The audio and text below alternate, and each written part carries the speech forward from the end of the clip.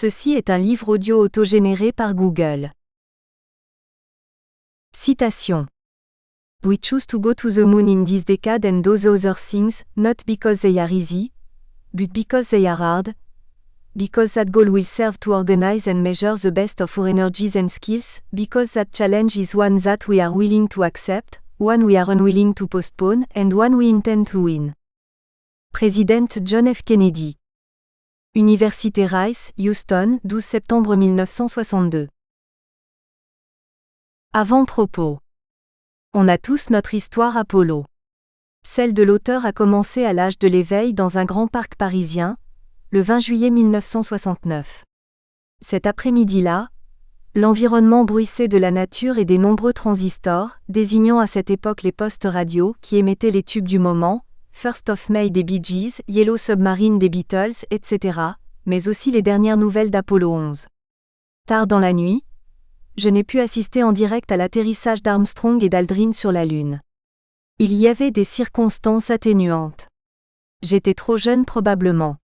Mais en février 1971, j'avais pu suivre à l'improviste l'une des excursions de Shepard et Mitchell d'Apollo 14. En fait, pour un gamin de 6 ans, cela n'avait rien d'attrayant, car les images en noir et blanc sur la télé ventrue du salon étaient de très mauvaise qualité. Quelques mois plus tard, on m'incita à toucher la surface calcinée d'une vraie capsule, celle d'Apollo 12 qui était exposée au salon du Bourget. À la vérité, je ne comprenais pas le respect et la fascination que mes parents portaient à un objet qui voyageait fréquemment vers la Lune. Après tout, au début des années 1970, il me semblait normal et banal que des astronautes se rendent sur notre satellite naturel. Je n'avais connu que cela. Et puis sur les écrans, les astronautes d'Apollo étaient beaucoup moins attrayants que ceux des séries de science-fiction pour les enfants de cette époque. Où était la réalité, et où était la fiction ? La Lune refit surface dans mon quotidien à la fin des années 1970, lorsqu'on commémora le 10e anniversaire d'Apollo 11. Je me souviens en particulier de la célèbre émission Les Dossiers de l'écran d'Antenne 2, dans laquelle l'unique invité du 10 juillet 1979 fut Neil Armstrong. Son intervention évoquant les projets futurs de la NASA, qui suivait les interviews en direct des cosmonautes soviétiques à bord de la station Salyut-C réalisée quelques mois plus tôt par Michel Chevalet, et la découverte de 2001, l'Odyssée de l'espace, Kubrick, 1968, furent décisifs pour mon orientation vers le secteur scientifique et celui de l'espace. En 1983, ma passion pour l'astronautique était bien ancrée lorsque je visitais le centre spatial Kennedy en Floride qui était parsemé des vestiges d'Apollo. Il y avait d'abord l'impressionnant bâtiment d'assemblage qui avait été édifié pour assembler simultanément 4 lanceurs Saturn V. Cette énorme fusée était exposée à proximité tandis que ses moteurs étaient visibles dans le Rocket Garden. Un an plus tard, au Festival d'aviation et d'astronautique de Meribel, j'avais pu rencontrer brièvement l'astronaute James Irwin d'Apollo 15 et écouter son témoignage troublant concernant ses excursions lunaires. Apollo a ressurgi 30 ans plus tard avec une biographie de Neil Armstrong, coécrite avec ma collègue Marie-Christine Bernelin. Ce livre intitulé Neil Armstrong, un clin d'œil à la Lune, A2C Média, Paris 2012, a connu un certain succès. Lors de conférences qui présentaient cet ouvrage, le public montrait toujours de l'intérêt pour comprendre la signification et l'impact du programme Apollo. C'est pour répondre à cette attente que le legs d'Apollo, la Lune en héritage, a été rédigé. On présente ici l'héritage laissé par le programme lunaire américain selon des thèmes classés par ordre alphabétique des mots-clés. Cette forme permettra au lecteur de consulter l'ouvrage comme il le souhaite. Elle s'apparente davantage à un dictionnaire qui replace Apollo dans son contexte, rappelle les enjeux du programme et ses principales retombées. On peut aussi puiser dans ce recueil des idées pour l'avenir immédiat, car la conquête de la Lune est revenue au devant de la scène. Le legs d'Apollo, la Lune en héritage n'est pas seulement un livre d'histoire. Il présente de manière synthétique les bases des connaissances scientifiques et techniques, à partir desquelles la seconde conquête de la Lune va pouvoir se réaliser. Bon voyage. A comme Apollo. Apollo. Qui ne connaît pas ce mot? Plus que le dieu grec de la lumière, des arts, de la musique ou encore des archers, pour la plupart de nos contemporains, Apollo fait immédiatement référence au programme spatial américain qui a permis à 12 hommes de marcher sur la Lune au tournant des années 1970. C'est Ebb Silverstein, directeur des programmes spatiaux de la jeune NASA, qui proposa de choisir ce dieu de l'Olympe de la deuxième génération, puisqu'il était le fils de Zeus, pour désigner le vaisseau qui transporterait des astronautes vers la Lune. Ce projet très ambitieux avait été étudié dès 1959 comme un objectif à long terme de la NASA. De ce fait, on ne pouvait se contenter de le désigner avec un acronyme pour faire adhérer autour de lui le plus grand nombre et avant tout les décideurs. Déjà, il y avait eu Mercure pour la première capsule habitée américaine, alors une autre figure de la mythologie semblait logique à Silverstein. Peu avant sa mort en 2001, il avait apporté quelques précisions sur le choix d'Apollo. En réalité, cette dénomination est la version latine du grec Apollon. C'est en feuilletant un ouvrage sur les mythes antiques chez lui qu'il en eut l'idée. Silverstein trouvait que ce dieu était très attractif dans sa posture et ses qualifications. Un comité du centre de recherche Lewis, aujourd'hui le centre de recherche Glenn à Lewisfield, approuva la proposition de Silverstein qui fut rendue publique le 28 juillet 1960 par Hugh Dryden, l'adjoint du premier administrateur de la NASA. L'Apollo de l'Agence spatiale américaine a rejoint une autre mythologie, plus contemporaine et universelle, celle de la première visite d'un astre par l'homme. La suite du récit donnera une déclinaison systémique de l'impact d'Apollo qui présentera toutes les facettes du programme américain de la première conquête de la Lune. Une ambition sans lendemain. Parce qu'il avait été conçu dans le contexte de la guerre froide pour démontrer aux soviétiques la supériorité de la science américaine et sa capacité à mettre en œuvre de grands projets, Apollo portait en lui tous les germes d'un programme très dépendant de la politique. Pour l'industrie qui avait été convoquée manu militari pour le mettre en œuvre, Apollo devait être le début d'une gigantesque entreprise futuriste qui aboutirait à la colonisation de l'espace en orbite terrestre et sur les terres du ciel. Cette vision était partagée par tous les ingénieurs à qui on avait demandé de se surpasser pour créer en quelques années seulement des matériels spatiaux entièrement nouveaux et surtout super fiables. Cette machine à créer, à inventer et à innover était dirigée par un personnage autant charismatique que controversé, le Dr Werner von Braun. Le créateur des sinistres V2, les premiers missiles de l'histoire dans l'Allemagne nazie avaient été blanchis par l'Amérique à juste titre, car il fallait gagner la Lune.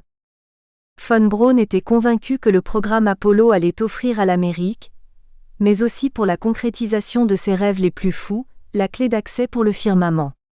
Alors, l'Allemand de Huntsville se fit le promoteur des audaces les plus débridées en proposant le lancement de plusieurs stations orbitales habitées autour de la Terre, la construction de bases lunaires et même l'organisation d'expéditions interplanétaires. Selon lui, tout cela pouvait être réalisé dans un laps de temps très court. Le plus grand nombre le croyait, car Apollo se développait, se déployait et se répandait chaque jour davantage sur le territoire américain. D'aucuns estimaient sincèrement que cette dynamique se poursuivrait longtemps, voire indéfiniment. Figure 1, le programme post-Apollo tel qu'il était, page number on serve en 1969 par la NASA. Il s'inscrivait logiquement dans la suite du programme lunaire avec des versions améliorées du lanceur Saturn V et un usage systématique de la propulsion nucléaire qui avait été développé dans le cadre du programme NERVA, Nuclear Engine for Rocket Vehicle Application. En page number on serve page number E, en dehors de la navette spatiale, rien ne fut page number on serve. NASA History Office. Mais les acteurs des sciences et de l'industrie avaient trop vite oublié que c'était bien la politique qui était à l'origine de cet énorme effort pour déposer des astronautes sur la Lune. Ainsi, lorsque la compétition contre les soviétiques fut gagnée, la confrontation idéologique devait se déployer ailleurs. Au début des années 1970, ils étaient nombreux dans le grand public et le Congrès des États-Unis à vouloir arrêter les frais. Les Américains avaient admiré l'exploit d'Apollo 11. La promesse de Kennedy avait été tenue, et pour beaucoup cela était suffisant. Dans une société qui maudissait la guerre du Vietnam et qui était traversée par des soubresauts, le programme lunaire fit seulement l'unanimité lors d'Apollo 8 et d'Apollo 11, respectivement le premier voyage vers la Lune et le premier atterrissage. Ensuite, en dépit de la complexité croissante des missions et des moyens télévisés offrant des images en couleur de la Lune, le public américain se détourna d'Apollo. Il y eut une exception avec Apollo 13. Mais pour beaucoup, la distorsion médiatique du sauvetage de 3 astronautes était presque indécente par rapport aux soldats quotidiennement tués au Vietnam ou aux étudiants tués pour s'être opposés à ce conflit. Et puis, les valeurs véhiculées par le pouvoir et la NASA sur les héros en habits de lumière, les astronautes en scaphandre de l'Amérique, mariés et bons pères de famille, n'étaient plus partagées par tous. Ainsi, malgré la portée historique du programme Apollo, celui-ci semblait trop ancré dans les années 1960, les valeurs traditionnelles et les codes de la guerre froide pour continuer d'être attractifs. On changeait d'époque et il fallait tourner la page, ranger les fusées et remiser les scaphandres dans les musées. Le président Richard Nixon était sensible à cette évolution. Et les sondages n'étaient pas en faveur d'Apollo. Selon le grand spécialiste américain de l'espace John Logsdon de l'Université George Washington, Nixon était très sensible à l'opinion publique et il jugea que l'opinion américaine n'était plus intéressée pour poursuivre le programme Apollo. Aussi, il prit la décision d'abandonner l'exploration habitée de la Lune et renvoya aux calendes grecques les projets de von Braun. Il ne les rejetait pas complètement, mais il décida qu'il fallait d'abord créer un système de transport spatial réutilisable qui permettrait d'abaisser les coûts d'accès à l'espace.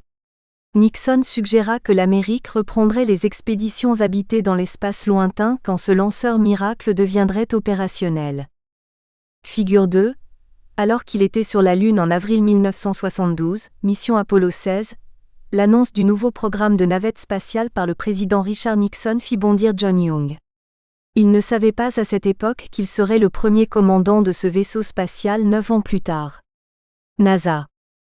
Ce véhicule était la navette spatiale, mais elle ne tint jamais ses promesses pour diminuer les coûts d'exploitation. L'orbiteur de la NASA était un super prototype, mais en aucun cas un avion spatial opérationnel.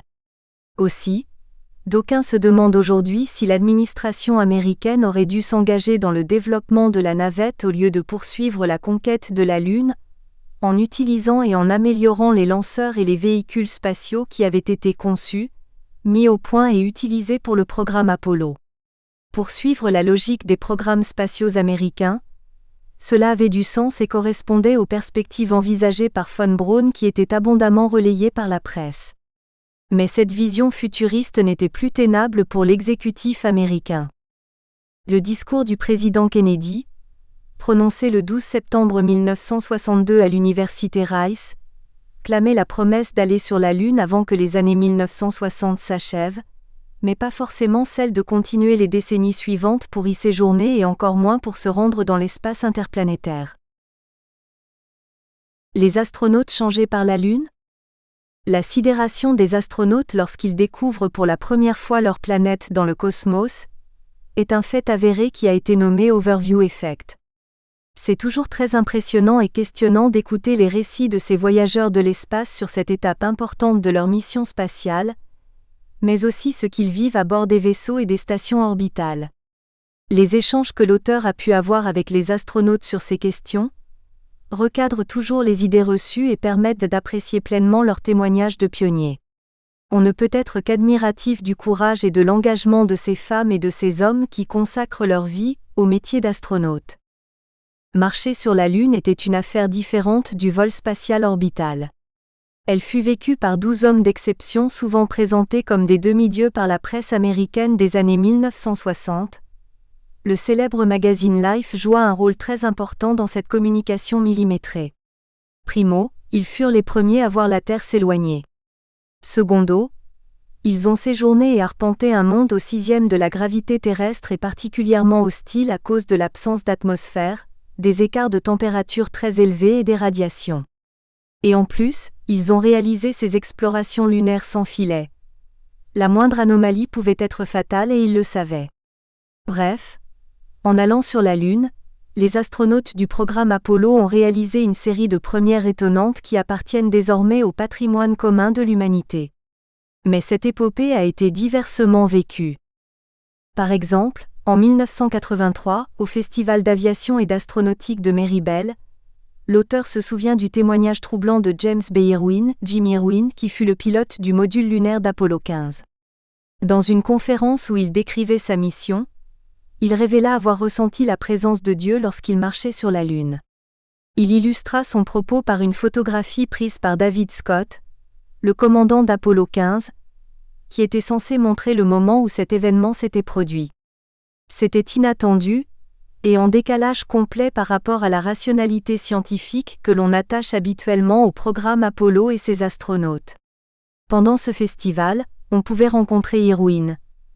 Il ne distribuait pas d'images spatiales ou les badges de sa mission comme le font en général les autres astronautes, mais des images pieuses. Baptiste, Irwin fit longtemps la promotion de sa foi chrétienne avec l'organisation iFlight Foundation qu'il fonda après son départ de la NASA en 1972. Figure 3 Jim Irwin sur la Lune dans la région des Apennins à proximité du rover lors de la mission Apollo 15, en juillet 1971.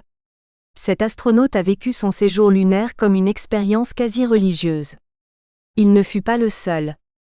NASA. La religion s'était aussi invitée dans l'historique mission Apollo 11 avec Edwin E. Aldrin, le deuxième marcheur lunaire, qui communia avant de marcher sur la Lune. Le célèbre astronaute avait reçu la permission de l'Église presbytérienne, et celle de ses chefs à la NASA, d'administrer lui-même ce sacrement avec le pain et le vin. À l'époque, pour ne pas s'attirer les foudres des laïcs, l'agence spatiale américaine avait tenu secrète la pratique de la communion de son astronaute à bord du module d'excursion lunaire, LEM.